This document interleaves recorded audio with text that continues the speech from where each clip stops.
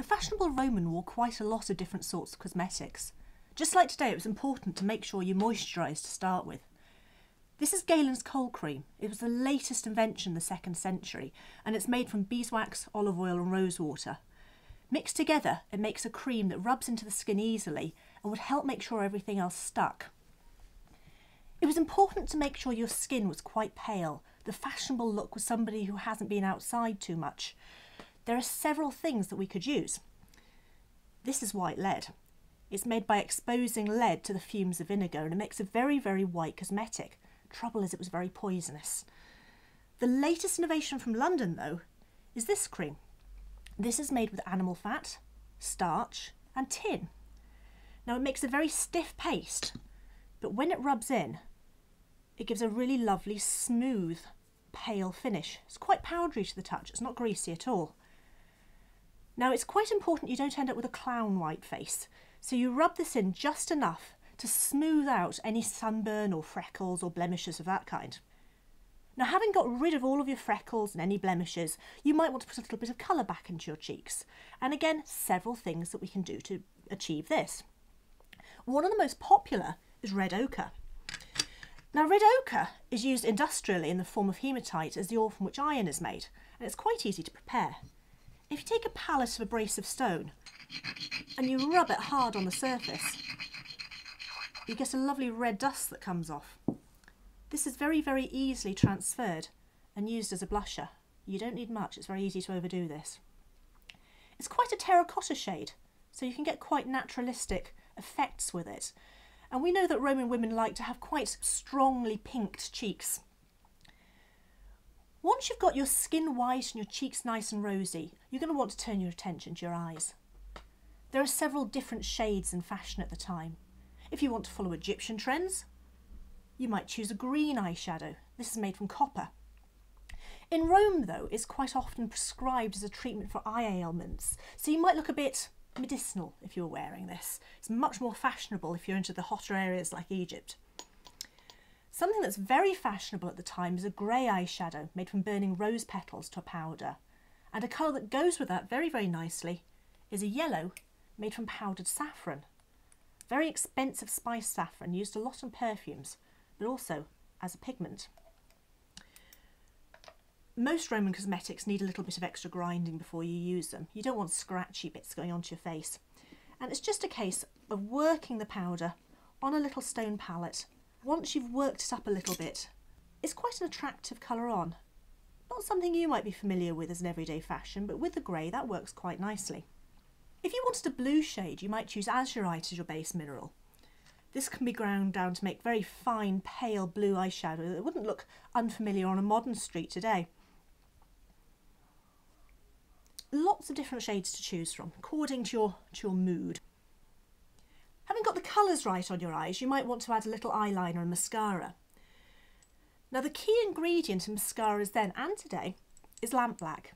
You can achieve this by holding something metallic over an oil lamp or over a candle until a bit of soot collects on it. And this can be collected up and it makes a lovely black pigment.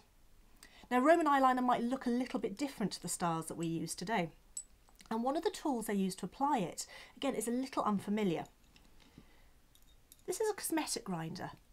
They're a rather special tool, and while several hundred have been found in Britain, only 1 or 2 have been found elsewhere. We're fairly sure this is something the British did for the Romans, not the other way around. Now you can add a little tiny bit of lampblack to the base of the grinder. You can use the other metallic pigments that we used earlier as well. And if you grind it up, you can use this slim curved pestle to make black lines. Now it takes a little bit of practice, but this is very, very effective for applying eyeliner. There was quite a fashion in the Roman world for eyebrows that extend very slightly to meet in the middle, and if my brows were a bit darker, that's something I might go for. As it is, I'll just use this to enhance around the edges of my eyes.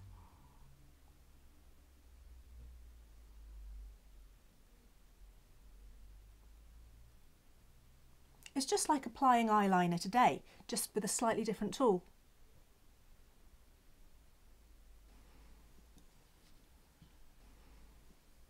The only thing left to do is perhaps a little bit of lipstick. There are several different ingredients that go into Roman lipstick. We think they were probably using oils and beeswax to make a good stable base. And you could colour that with plant roots, something like alkanet perhaps. Or in the case of the lipstick that I've got here, I've used more of the same red ochre that we used as the blusher earlier on. Now a lot of Roman cosmetic tools have nice bulbous ends and they work very, very well for applying lipstick. It doesn't come in tubes, as yours does today. You have to work it up to a nice smooth paste, and then it's quite easy to put on just as you would a modern day one. Now, whilst all these Roman cosmetics are based on minerals and plant pigments and fats, they stay on very well indeed. They don't feel too heavy and sticky on, they don't look greasy. You do need to give them a good scrub off at the end of the day. And the last thing the Roman woman would have needed to do was make sure she had a good supply of face packs, scrubs and scouring materials, because soap really isn't being used at the time.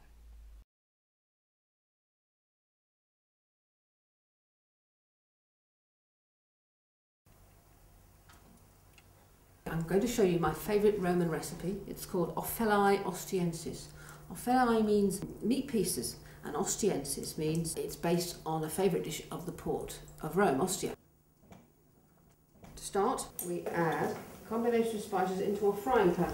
Pepper is one of the most expensive spices in the Roman world, but very popular. We take lovage seed, dill seed, and we also have bayberries. And the final ingredient, isofoetida. It's called isofoetida because it means iso meaning resin and foetida meaning fetid. It's quite a powerful smell. So now we're going to put our spices on our fire so that all the flavour is released.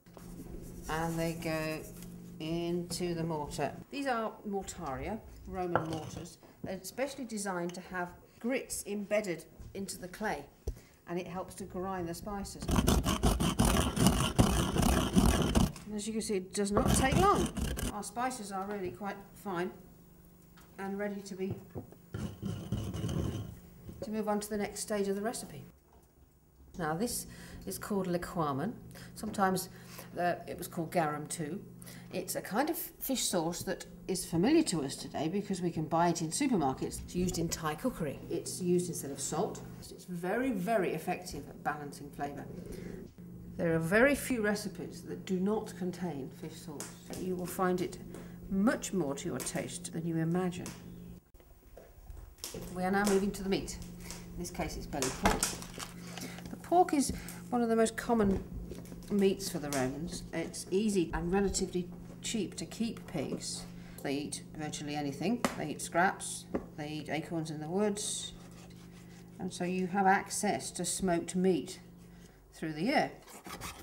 Then, in a modern situation, we put it in the fridge for 3 days. But in a Roman situation, it would have been left literally in a cool place in the room for 3 days. Now, of course, this is smoked and salted pork. It would have been quite safe, I think, to do that.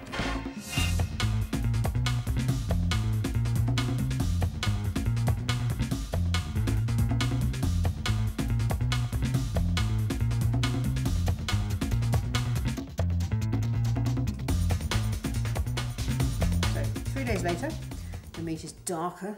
All the spices have penetrated into the meat and it's become soft and tender and ready to roast. A little olive oil in our dish just to stop it sticking, and then we add our marinated meat. There we go. Put it. Now the better coals go on the top, and this maintains the heat inside.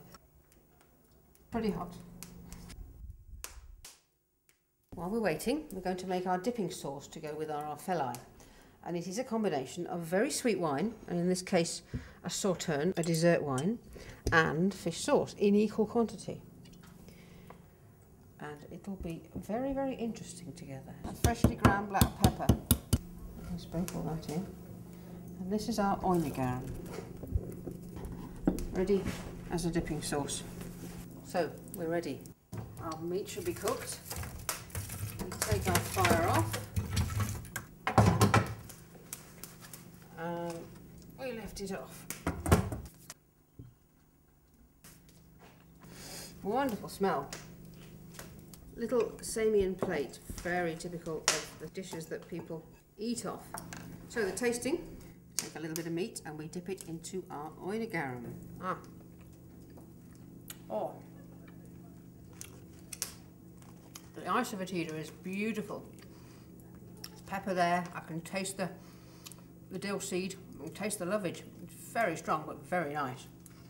This kind of eating little pieces of meat and sauce is very common in Roman food, because if you imagine they're reclining on one arm and they actually don't have two hands to eat. I strongly recommend this recipe for you.